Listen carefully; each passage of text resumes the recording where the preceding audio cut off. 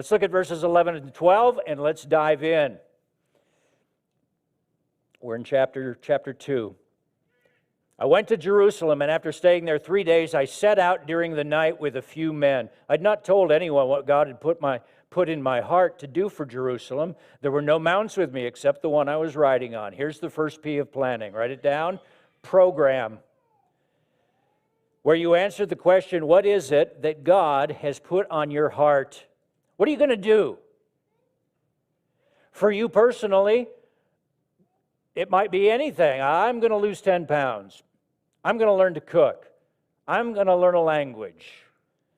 Nehemiah's program is to get the walls of Jerusalem rebuilt. That's what God has put on his heart. And so notice what Nehemiah is showing this.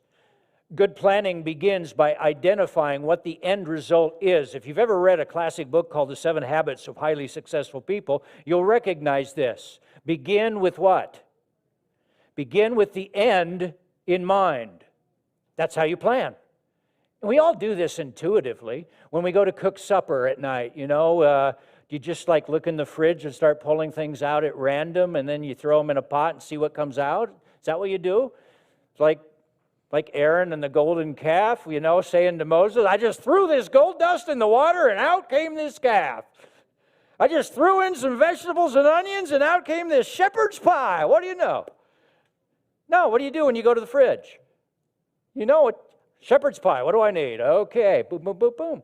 You begin with the end in mind. We do it all the time, but it's amazing how we only do it in simple stuff. The important stuff, we forget this step, especially within the church. When you teach a class or you plan an event or you serve in a ministry, it's astonishing how many times we just start going through the motions, just getting on autopilot. This is where having a good mission statement is so critical for a healthy church.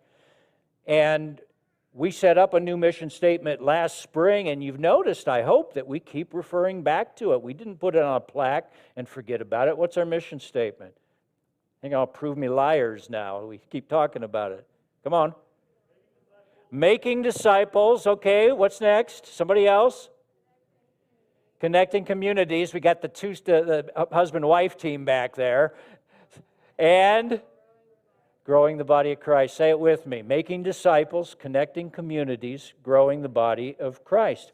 A functional mission statement, you guys know this, it's like a magnetic pole to which everything swings and points to. All the ministries, all the activities that we do should just point to that mission that God has given us.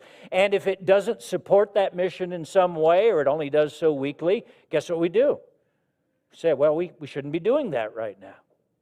We change the way we're doing it. So that's the first step of planning. Program. What is it we're going to do? What's God laid on our heart?